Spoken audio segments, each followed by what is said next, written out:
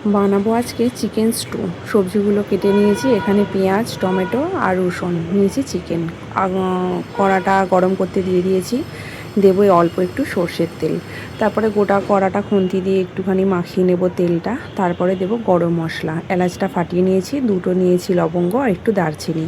দেবো একটু পেঁয়াজ কুচি, পেঁয়াজটি একটুখানি ভাজা ভাজা করে নেব। তার মধ্যে দেবো একটা টমেটো 4 টুকরো করে দিয়েছি। তারপর একটু নেড়ে নেবো, নিয়ে তার মধ্যে দেবো 4-5 কোয়া রসুন ছোট ছোট পরিমাণে দেব। তো ওগুলো একটু হালকা নেড়ে নেবো। এবার দেবো 2 টুকরো চিকেন, তারপরে আমি আরও একটা টুকরো দেব। 3 টুকরো চিকেন দিয়ে করব বাবুর জন্য। সব সবজিগুলো দিয়ে দিলাম। এর মধ্যে আছে বিনস, গাজর, আলু আর পেঁপে। দেবো একটা কাঁচা লঙ্কা। এগুলো মোটামুটি ভাজা হয়ে গেছে। দেবো একটু লবণ। তারপরে আর একটু ভাজা ভাজা করে নেব, অল্প আঁচে কিন্তু করব। তারপরে এর মধ্যে দেব হলুদ, তারপরে দিলাম জল।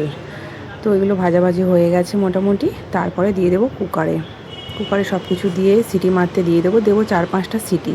এদিকে কড়া বসিয়ে দিয়েছি আর একটা, তার মধ্যে দিলাম গরম গোলমরিচ আর জিরে, ওটা আর কি হালকা ভেজে নেব, নিয়ে গুঁড়িয়ে সাইডে রেখে দেবো। আর একটু নেব চালের গুঁড়ো, এটা আমার কিন্তু কেনা চাল গুঁড়ো, তার মধ্যে একটু জল দিয়ে গুলিয়ে রেখে দিলাম।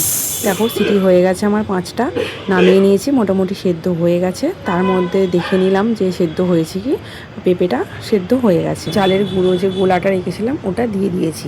এবারে দেব জিরে আর গোলমরিচের যে গুঁড়োটা করে রেখেছিলাম, তো ওটা দেওয়া হয়ে গেছে। দেখো আমি বাটিতে কিন্তু ওটা ঢেলে নিয়েছি।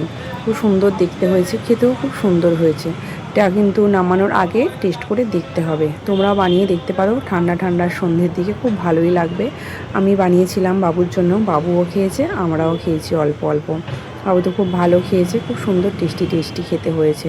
অল্প তেল ঝাল মশলা দিয়ে যারা ডায়েট করো তারাও এটা খেতে পারো। খুবই সুন্দর, আমি বানিয়ে খেয়েছি আজকে। তোমরাও বানাবো। রেসিপিটা যদি ভালো লাগে অবশ্যই কমেন্ট করে জানাবে।